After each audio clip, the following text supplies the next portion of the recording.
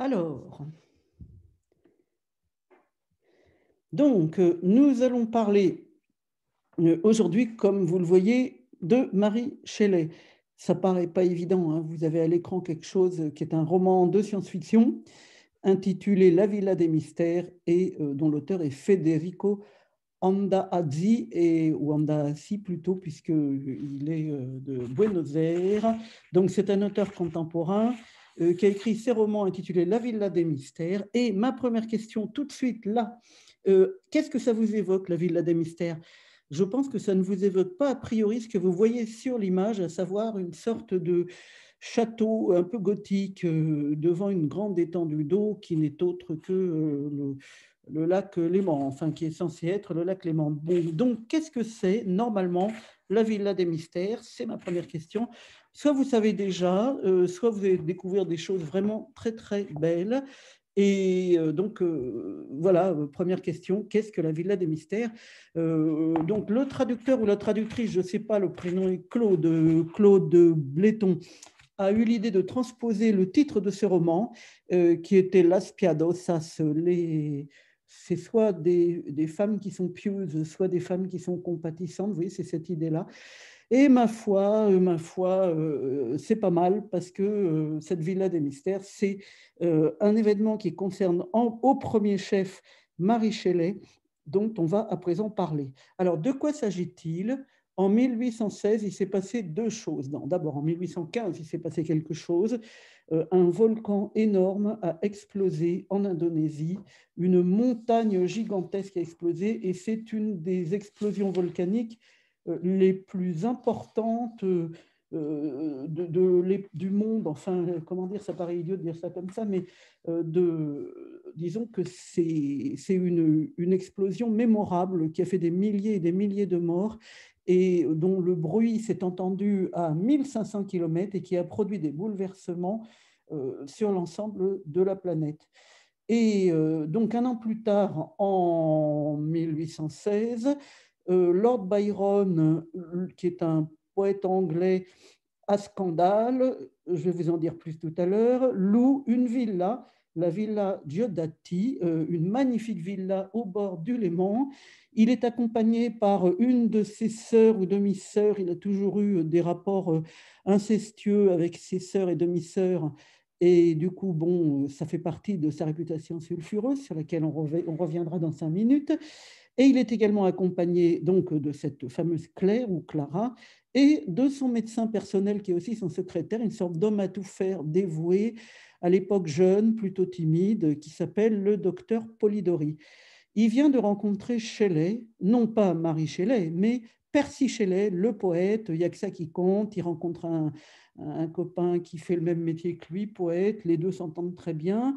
Ce Shelley, Percy Shelley, est accompagné de celle qui va devenir son épouse et qui ne l'est pas encore, et qui se nomme elle-même déjà Marie Shelley, quoiqu'elle ne soit pas encore mariée.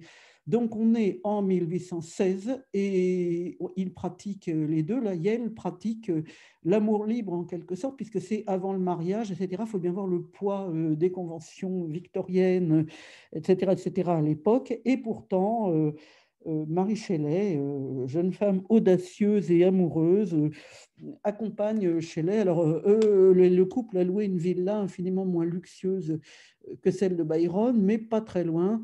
Et donc, ces gens-là vont se voir et se retrouver dans cette fameuse villa Diodati.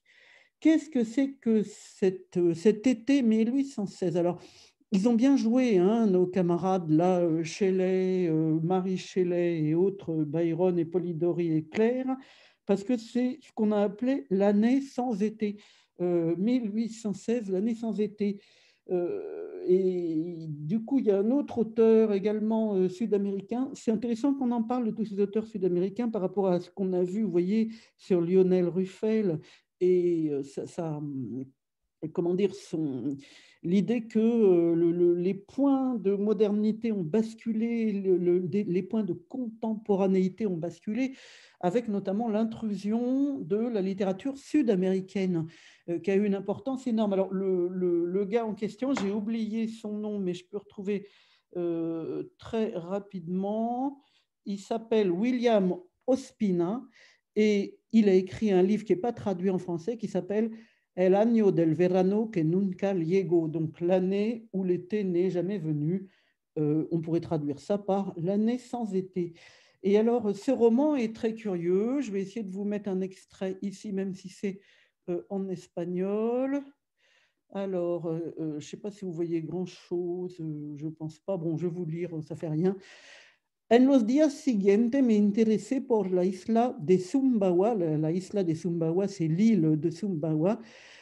Y por el contrahecho Monte Tambora. Alors, le mont Tambora, c'est celui qui a explosé, etc. Que hoy tiene, enfin, peu importe, 2850 mètres, hein, mon espagnol full camp, bon, de altura, de hauteur, pero que hace 2 siglos, mais qui depuis 2 siècles, tenía más que 4300. C'est-à-dire qu'en fait, le mont, pour expliquer mon truc, c'est passé de 4300 à 2850 mètres. Vous voyez ce qui s'est passé. Le mont a explosé et ça, il a perdu plus de 1000 et quelques mètres, 1500 mètres de hauteur.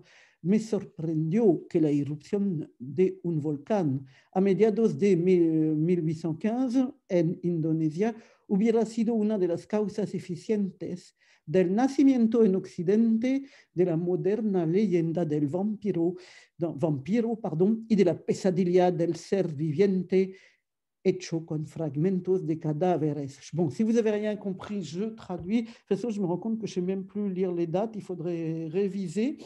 Ça m'a surpris, nous dit l'auteur, que l'éruption d'un volcan au milieu en 1815 en Indonésie ait été une des causes réelles de la naissance en Occident de la légende moderne du vampire et du cauchemar d'être vivant avec des morceaux de cadavres, c'est-à-dire le rapport entre le rapport nouveau entre comment dire, les vivants et les morts autour de la peur des cimetières, des vampires, de tous ces trucs-là, et aussi d'une ambiance qu'on a appelée gothique.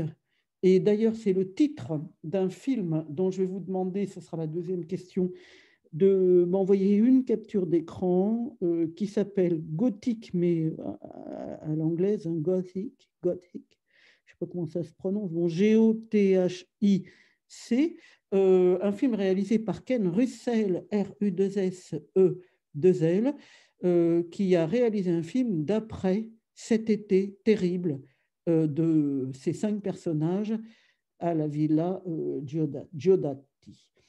Alors, donc, ce qui est frappant dans le roman El año de verano que nunca llegó, dont je viens de vous parler, c'est que la promesse de l'été, il y a eu le printemps, la promesse du printemps, l'éveil du printemps, et c'est gelé, et finalement, le monde entier est atteint par une éruption volcanique.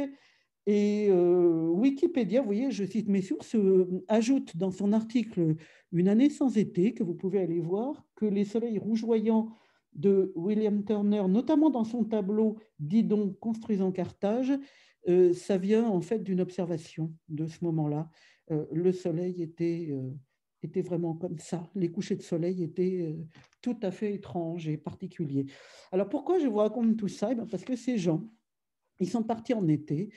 Et ils ont été enfermés pendant des mois. Hein, et je crois qu'ils louent de juin à octobre. Enfin, vous voyez vraiment l'été au sens large. Hein, ce n'est pas seulement les 2 mois d'été, c'est de longs mois d'été. Et il ne cesse de pleuvoir et de faire un temps épouvantable. Et à un moment, Byron et Shelley décident de partir faire un petit tour en bateau sur le lac Léman, et il manque d'y passer tellement il y a de vent, etc. Alors Byron a décrit ça, tout le monde disait mais il exagère, c'est pas possible, il raconte des histoires pas possibles, de la houle infernale, des vagues dans les crêtes, etc. Alors tout le monde dit ouh là là, exagération romantique, blabla, et en fait pas du tout, c'est pas de l'exagération romantique, c'était vraiment comme ça. Alors on sait que le lac Léman est traître, hein, c'est très bizarre le lac Léman, il y a des choses bizarres qui se passent dans ce lac, il peut avoir jusqu'à 300 mètres de fond. il est susceptible de faire des tsunamis, il est bizarre, il a des comportements parfois incroyablement violents. Il y a même une fois un, un bateau avait chargé d'enfants qui a entièrement coulé, disparu. Vous voyez, sur un lac hein, où on voit l'autre rive. Hein.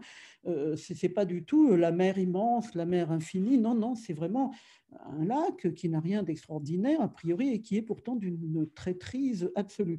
Donc voilà, vous voyez toute cette ambiance qui a suscité ce film de Ken Russell. Alors vous trouverez sur Internet de façon très facile, vous cherchez dans les vidéos et vous prenez des captures d'écran, une suffira, une capture d'écran suffira de ce film. Et il est basé, ce film est comment dire, une construction fantasmatique du réalisateur qui est basée sur les faits réels qui étaient ces vacances de ces personnages. Alors pourquoi je vous parle de ça? Eh bien parce que, bien évidemment, vous avez compris, si vous connaissez un peu l'histoire et tout ça, que c'est à ce moment-là que Mary Shelley va écrire son fameux Frankenstein. Et donc, ça, c'est ma troisième question.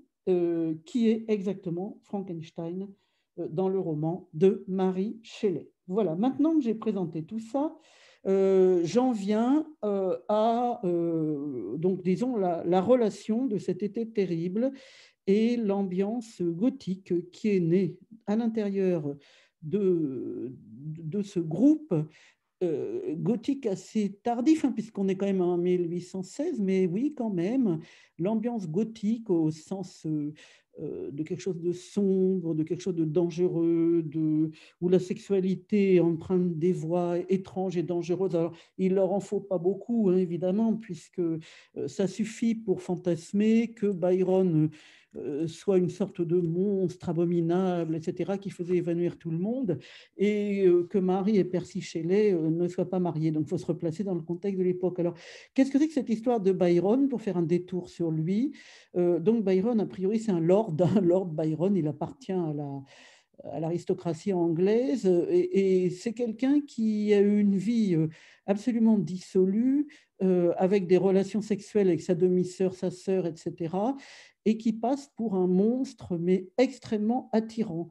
Alors là, il faut se remettre dans l'époque, il entre dans des salons, et il suscite une ambiance absolument sulfureuse d'attirance sexuelle, et en même temps, tout le monde s'évanouit, les femmes s'évanouissent. Alors elles s'évanouissent pour de bon, ça peut beaucoup nous étonner. Il faut se rappeler qu'à l'époque, on obligeait les femmes à porter des corsets extrêmement serrés. Donc, elles avaient sans arrêt, disons, le souffle coupé, et il était extrêmement facile de s'évanouir, alors qu'aujourd'hui, c'est moins souvent, à moins que vous fassiez un malaise vagal. Bon, si ça vous arrive, vous mettez immédiatement, d'abord vous mettez le plus près possible du sol pour éviter de tomber et de vous casser bêtement un os. Et surtout, vous essayez de vous mettre sur le carrelage, enfin, parce qu'un malaise vagal, c'est quelque chose qui fait que quand vous posez vos pieds ou votre corps sur du froid, ça aide énormément à dominer ce malaise, si jamais vous êtes seul au moment où ça arrive. Alors, le carrelage a bien des vertus. Hein. Pensez qu'en cas d'attaque de panique ou de ce qu'on appelle l'angoisse, même chose, enlevez vos chaussures, vos chaussettes et mettez les pieds sur le carrelage, ça produit un véritable effet d'efficacité, aussi bizarre que ça peut paraître. Et le carrelage a encore la grande vertu de vous éviter la canicule. Et si vraiment c'est épouvantable et que vous ne tenez plus, il faut vous allonger de tout votre long sur le carrelage. Vous prenez un tréteau, hein, ça coûte 3 euros, modèle de base dans un magasin de bricolage, et vous accrochez votre téléphone et votre tablette au tréteau de telle façon que vous puissiez suivre une distraction quelconque en étant complètement allongé sur le sol, couché, avec les yeux en direction de la tablette. Donc ça, c'était les petits trucs pour éviter aujourd'hui le malaise vagal, etc. Ça n'a rien à faire avec l'histoire. Je reviens, je me laisse emporter par mon bavardage. Je reviens à mon Byron, donc le gars, tout le monde s'évanouit dès qu'il entre. Il est vraiment l'idéal de ce qu'on a appelé plus tard un beau ténébreux. Vous savez, Nerval, vous vous souvenez, hein, je suis le ténébreux, le veuf, l'inconsolé. Donc le beau ténébreux, une espèce de jeune homme brun, sombre, avec un teint sombre qui fait tourner la tête de tout le monde. Et Byron, c'est exactement cette réputation vraiment sulfureuse qui se fait. Alors, il a des ennuis, ce Byron, avec la justice, et donc il part, hein, il est obligé de quitter l'Angleterre. Et donc, bon, il lui reste plus grand temps à vivre. Il est mort à 36 ans au moment où il part à la Villa Diodati en 1816. Il mourra en 1824, soi-disant pour aller sauver les Grecs du joug turc.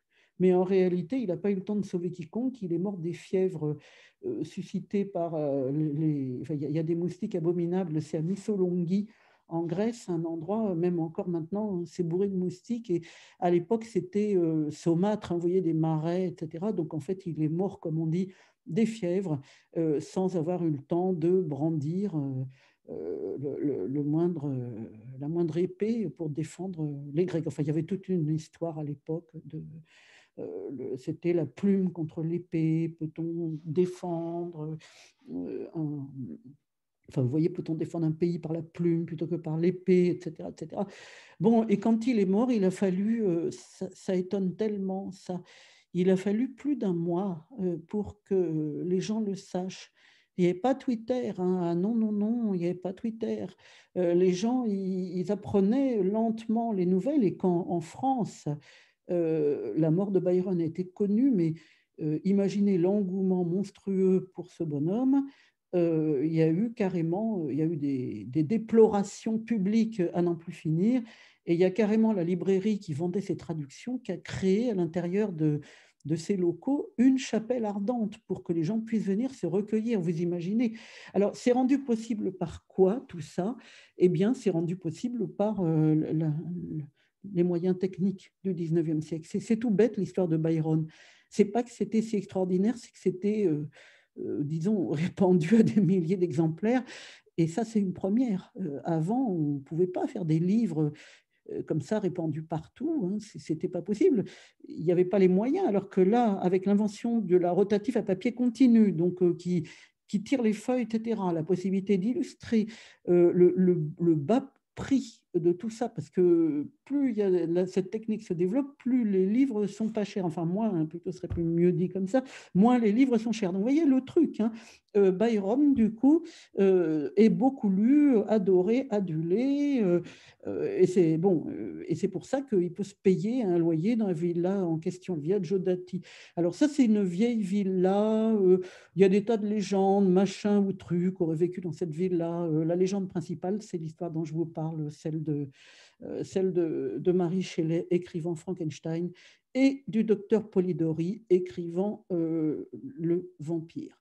Alors, on y va là-dessus. Ce qui est étonnant quand même, c'est qu'il y a deux poètes extrêmement en vue qui sont censés produire des œuvres extraordinaires en qui, tout le monde, sur lesquelles tout le monde mise en quelque sorte. C'est Byron, dont je viens de vous décrire le succès à scandale, et Percy Shelley, qui est un poète reconnu. Sa femme, c'est une petite ombre, hein, surtout à l'époque où vous avez vraiment, surtout en Angleterre, un double standard.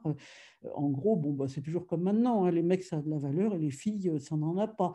Alors après, à chacune et à chacun d'accorder de la valeur à soi-même, qu'on soit fille ou garçon, et notamment aux filles d'attendre de personnes qu'on leur dise qu'elles ont de la valeur. Voilà, donc c'est ce qui va arriver à l'histoire de Marie Shelley. Alors donc, Percy et Byron rentrent horrifiés de cette promenade sur le bateau, et c'est un peu prémonitoire, hein. Je ne sais pas si la grande déesse ne voulait pas envoyer un petit signe à Percy Shelley, mais il est mort très jeune, et il est mort de ça, il est mort d'un naufrage de barque. Il est mort exactement, enfin il a failli mourir ce jour-là, et il est mort quelques années plus tard d'une barque, il est mort dans un naufrage, hein, comme Adèle Hugo, enfin voilà, comme les gens du Titanic. Voilà. Bon, bref. Donc, on attend au tournant, bien évidemment, Marie, pas du tout Marie, non, non, justement pas Marie, on attend Percy et Byron, qui bien sûr vont nous pondre des œuvres extraordinaires, car ce sont les grands poètes. Eh bien, pas du tout.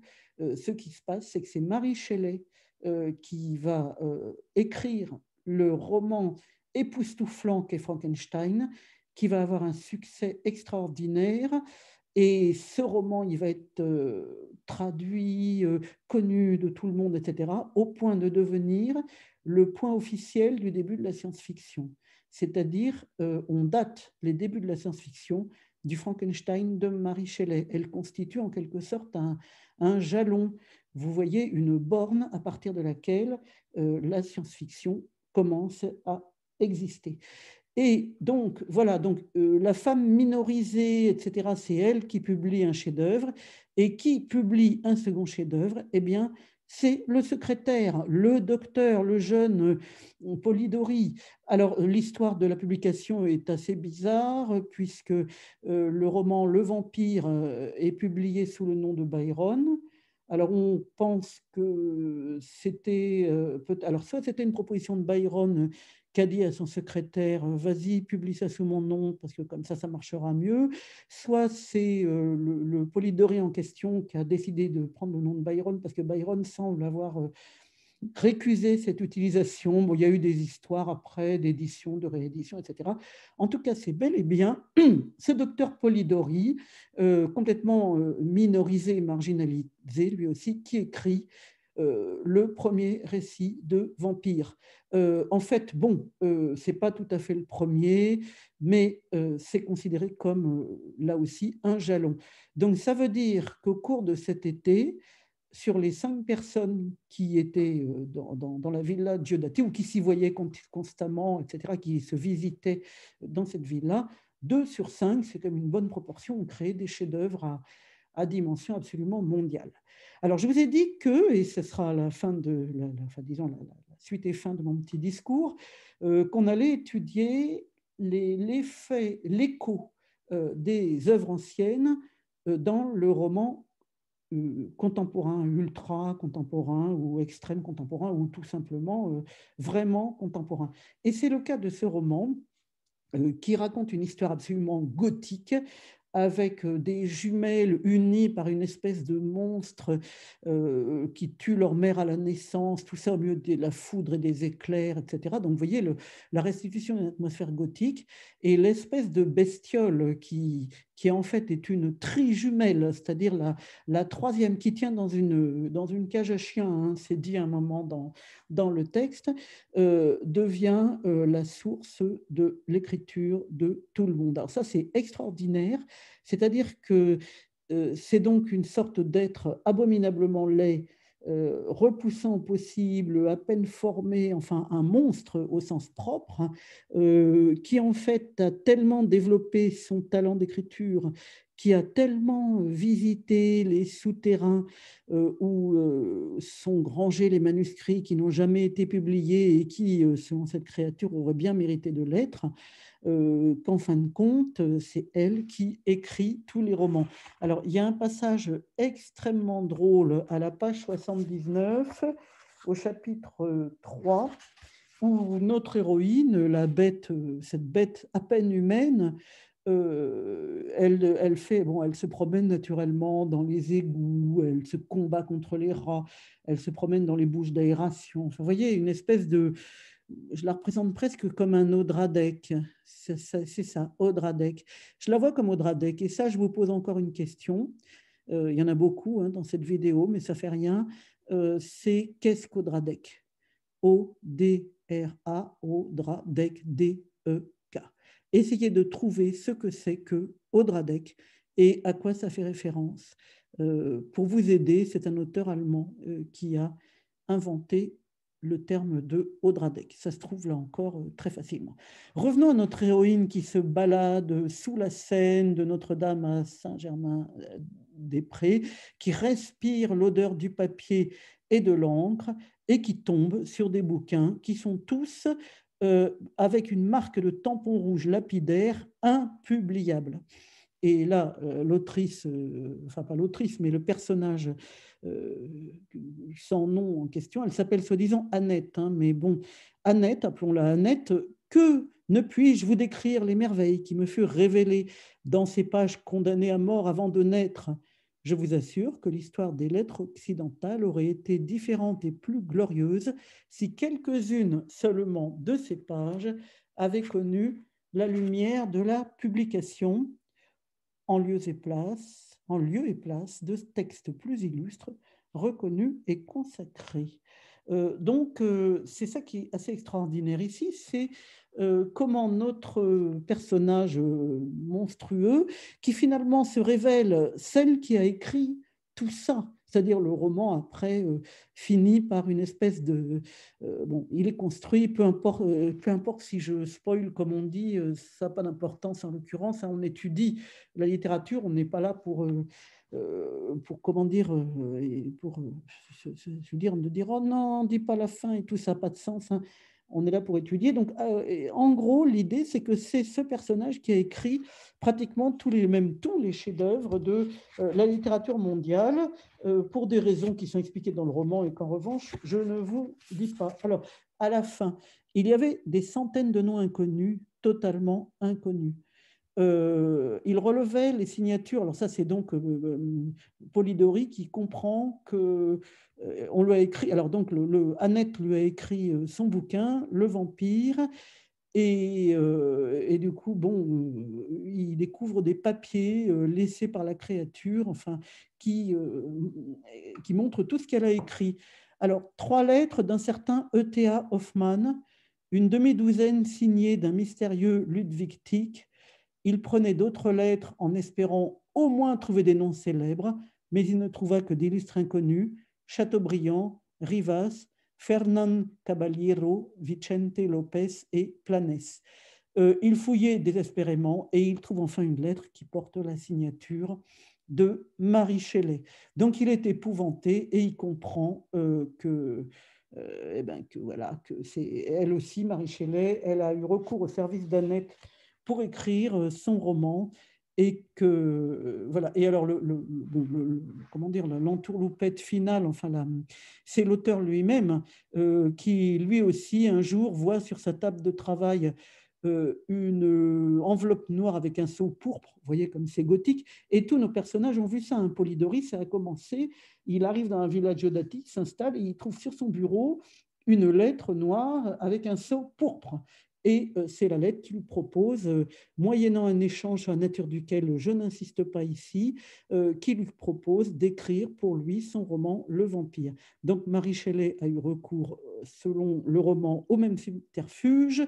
Et pour finir, l'auteur même de La Villa des Mystères, donc notre Federico Andreassi, ici, il trouve sur son bureau naturellement quoi, une enveloppe noire qui porte un sceau pourpre. Donc, toute la littérature mondiale a été écrite par ce personnage qui a été capable aussi d'aller dans les souterrains du monde pour découvrir les livres jamais publiés. Donc, vous voyez, ça donne à réfléchir ces romans comment dire, sur la publication. Ça, c'est un thème que je pensais développer beaucoup dans ce cours. Je pensais vraiment que vous aviez des expériences de publication en L3, parce que vous êtes déjà bien engagé dans des études littéraires, et que, comment dire, peut-être vous n'avez pas osé encore en parler, mais que des démarches d'écriture, de publication, etc., faisaient partie de votre quotidien. Et c'est pour ça que c'était un thème qui m'intéressait.